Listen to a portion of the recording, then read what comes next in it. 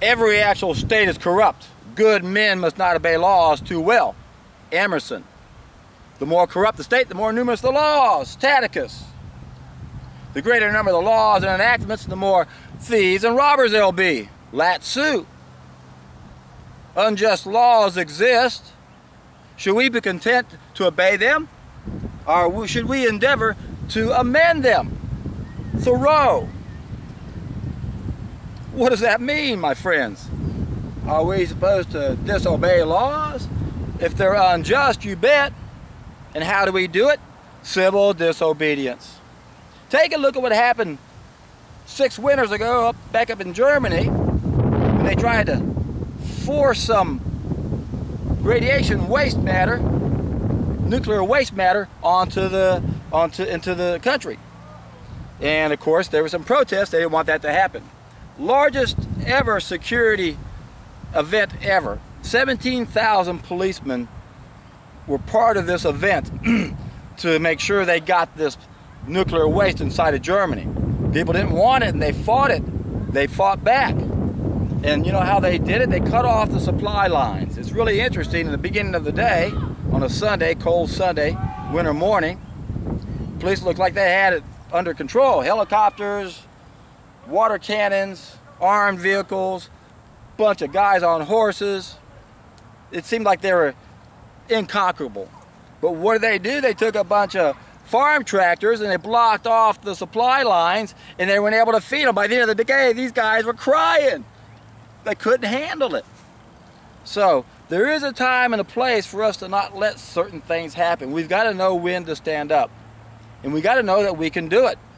And what happened in Germany back in November of 2010 is a perfect example of what we can do. Normally that's done to us, isn't it? They enact an embargo on us, right?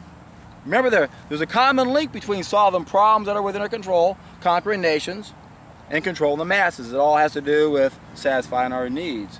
So how did the German protesters defeat these thugs, hired thugs, part of the Praetorian class? Shame on you people, trying to force people to take this poison. How they defeat them? Simple, they just cut off the supply lines.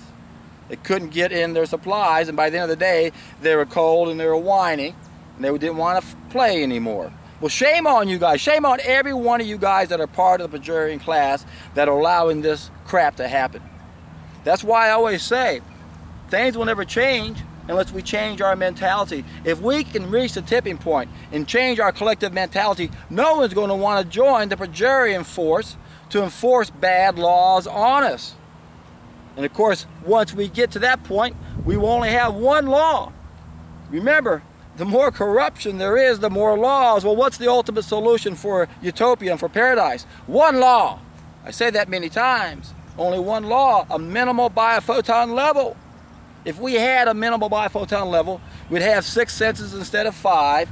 We wouldn't have the problems we have right now. So the ultimate solution to solve all of these problems that we're encountering right now, and we're only dealing with them downstream, is for us to understand how powerful it is to get reconnected, how powerful it is to correct the biggest mistake of all.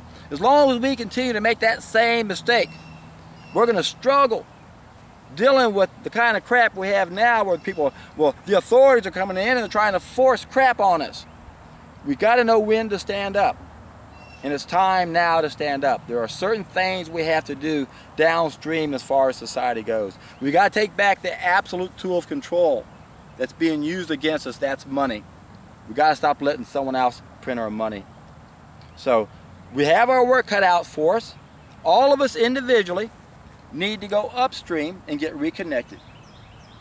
But then, that's only for problems where we have complete control. There are a lot of problems we have where we have limited control. And that's because it takes a collective effort. That's why it's so important to reach the tipping point. That's why it's so important for us to stay united and do as much work as we can downstream as these brave German protesters did back in 2010. And when we can stand up for our rights, my friend, we can make a difference, and then indeed we will be in for a treat.